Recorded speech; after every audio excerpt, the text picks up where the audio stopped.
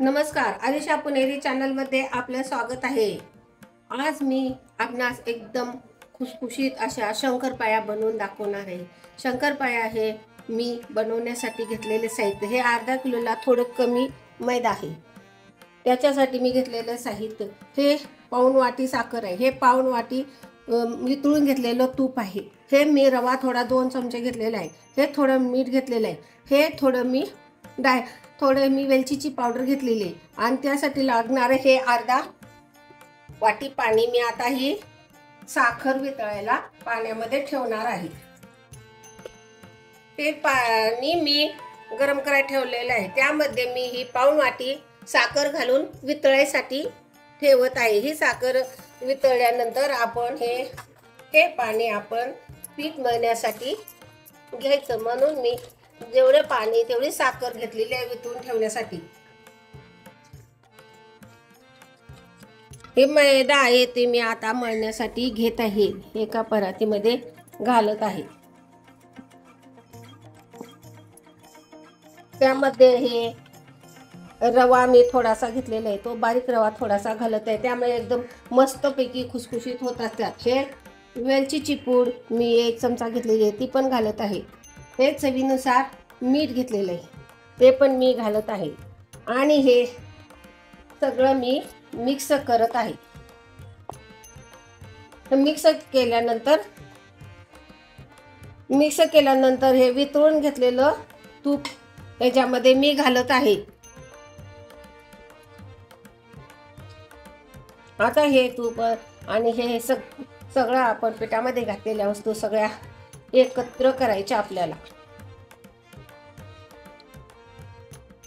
हे पीठ माझं सगळं मिक्स करून झालेलं आहे।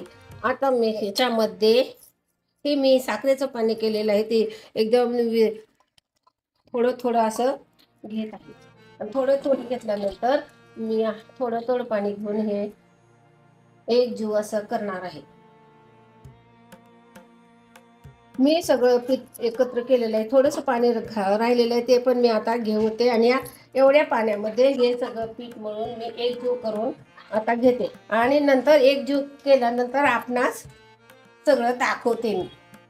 मी एकजीव आपल्याला तेवढंच पाणी लागलं, तेवढ्या पाण्यामध्ये हे एकसारखे मस्तपैकी होते बघा। आता मी सगळं एकत्र केल्यानंतर आपणास दाखवते।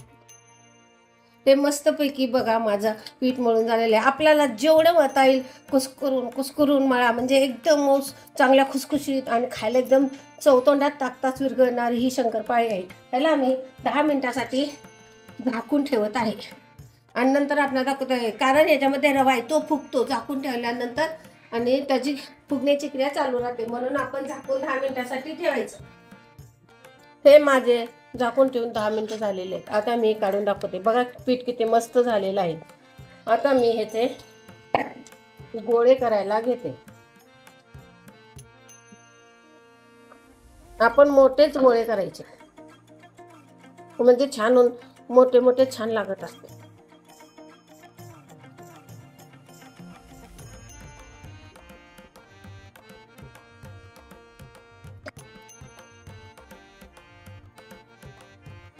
राहिलेले गोळे मी झाकून ठेवते आणि एक गोळा हा आपणास करून दाखवते।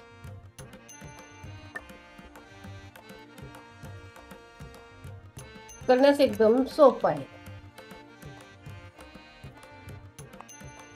त्याच्यामुळे वेलची पूड हे घातलेलं आहे, त्यामुळे ते सगळं मस्त दिसते बघा आतमध्ये। आपण जादा पातळ करायचं नाही, मध्यमच करायचं। पातळ जादा केल्यानंतर कडक होतात, आपले कडक नाही होणार कारण आपण साहित्य छान घातलेलं आहे त्यामध्ये।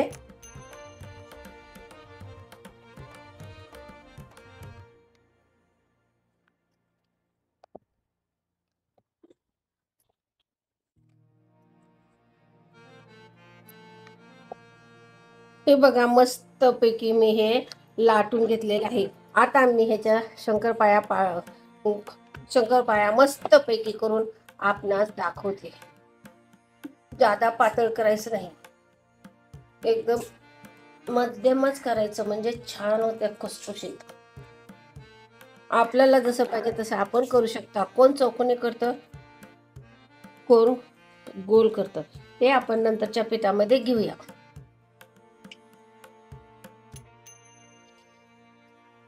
बघा किती छान झालेलं आहे.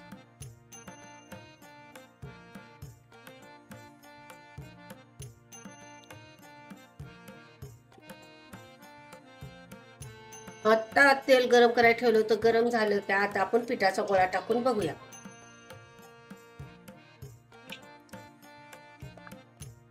हे तेल माझं छान गरम झालेलं आहे, कारण मी टाकलेला हा पिठाचा गोळा वरती आलेला आहे, त्यामुळे आपलं तेल गरम झालेलं आहे.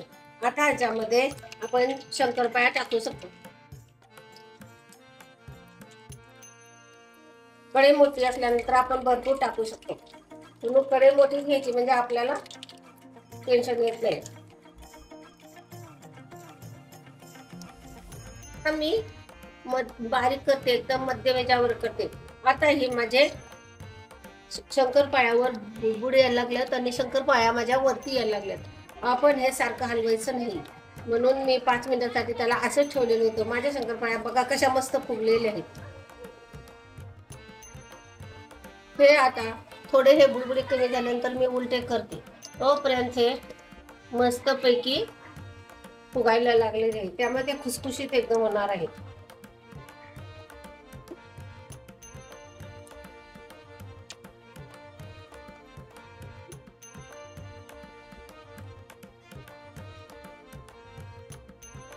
आता आपण उलटे करू शकतो, कारण हे आता मस्तपैकी थोडे उलटे केल्यानंतर हे बिस्किटाच्या कलरावर भाजून निघतील. तरी मी दूध घेतलेले नाही. दूध घेतल्यानंतर जास्त दिवस हे आपले शंकरपाळ्या टिकत नाहीत. पाण्यामुळं आपण 1-2 महिने स्टोअर करून ठेवू शकतो, म्हणून मी दुधाचा वापर थोडा सुद्धा केलेला नाही. बारीक मध्यम गॅसवरच आहे हे माझं. मी हे गॅस मोठा केलेला नाही. गॅस मोठा केल्यानंतर वरून एकदम लाल होतो ना, कच्चं राहतं.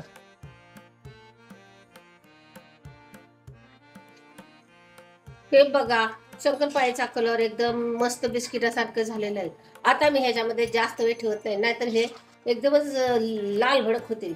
असेच कलरवर आपण काढायच्या, म्हणजे नंतरचे परत त्याला कलर थोडा थंड झाल्यानंतर होत असतो, म्हणून मी हा बिस्किटासारखा कलर झाल्यानंतर ह्याच्यामध्ये काढलेले आहे.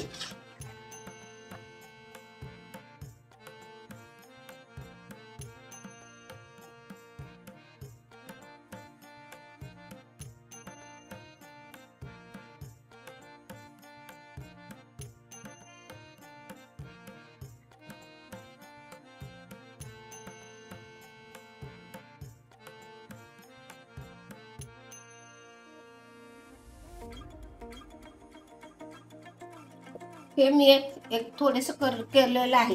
हे मी सगळं केल्यानंतर आपणास दाखवते. हे मी आता एक पोळी हे लाटायला घेतलेली आहे, ह्याच्या मी सगळ्या शंकरपाळ्या करून घेते, नंतर आपणास दाखवते. हे माझ्या शंकरपाळ्या करून झालेले आहेत. हे शंकरपाळ्या इतक्या छान आणि इतक्या खुसखुशीत झालेले आहेत की तोंडात घातल्या ते विरघळून जातात. म्हणून हे शंकरपाळ्या तुम्ही एकदा नक्की करून पहा. आणि आरिशा पुणेरी चॅनलला सबस्क्राईब करा, लाईक करा, शेअर करा. आणि माझा व्हिडिओ जरा बी आवडला तर लगेच लाईक करा. थँक्यू.